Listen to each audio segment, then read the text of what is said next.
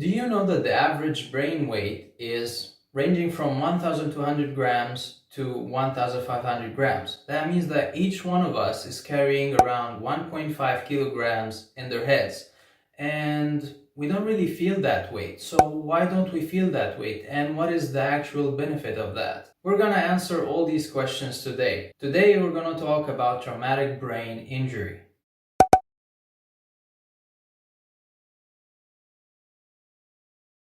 Hey everyone. So the first thing that we're going to answer is the first question is that why don't we feel that weight in our heads? And the answer is simple. It's because that the brain is floating in our heads, in the skull, in the cerebrospinal fluid, the CSF. Now the function of the CSF is to provide nutrition and protection to the brain, and also helps it float in there because the density of the cells of the brain, the neurons, is less than the density of the cerebrospinal fluid, and accordingly we don't feel the weight of the brain. Also, one of the most and the key functions of the CSF is shock absorption.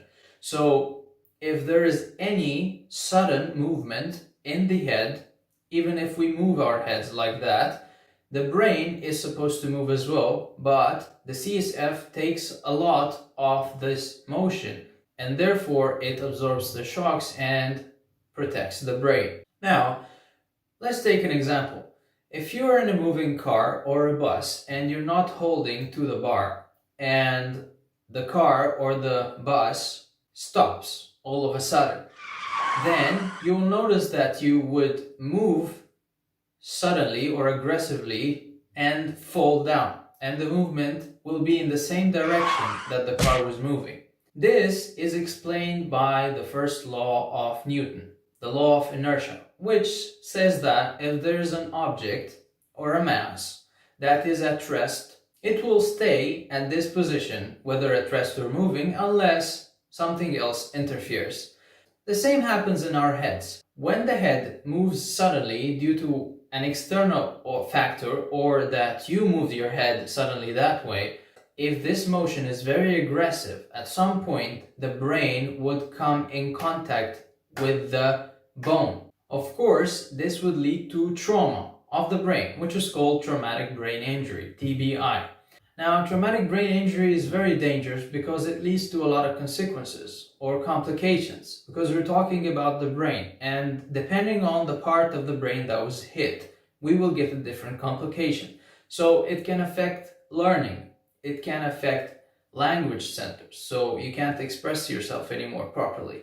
It can affect your emotions, so anxiety, fear, and it can affect sensation. Now let's take a little break and then we'll continue talking about traumatic brain injury. Now you can subscribe to my website abdullahreda.com so that you receive the monthly newsletter with the updates that we have with the channel, and also the materials or the articles that a lot of you asked for free. So subscribe with your email so that I can send it to you.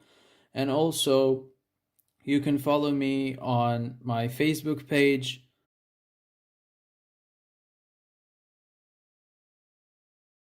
on my Instagram for the illustrated drawings, and also on Twitter. So let's continue the video.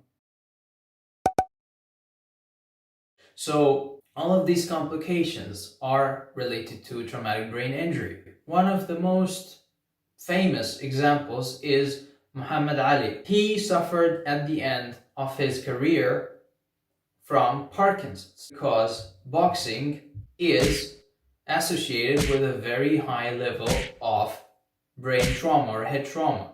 So what are the other causes of having traumatic brain injury? This depends a lot on the social status of the countries. For example, in low and middle income countries, traffic accidents were the most important factor of having traumatic brain injury. It had a very high correlation between the number of traumatic brain injury and the rate of traffic accidents. On the other hand, for example, in the US, there is another cause, falling. Falling is the highest causing factor of traumatic brain injury, and then comes motorbike accidents, and then assault with an object or being hit with an object, and then physical assault, and then other reasons. So all of those are factors of traumatic brain injury. Now, after all of that, we have to ask ourselves, how can we protect ourselves from traumatic brain injury? Because the incidence of traumatic brain injury is high. There is around 69 million people every year that suffer from this.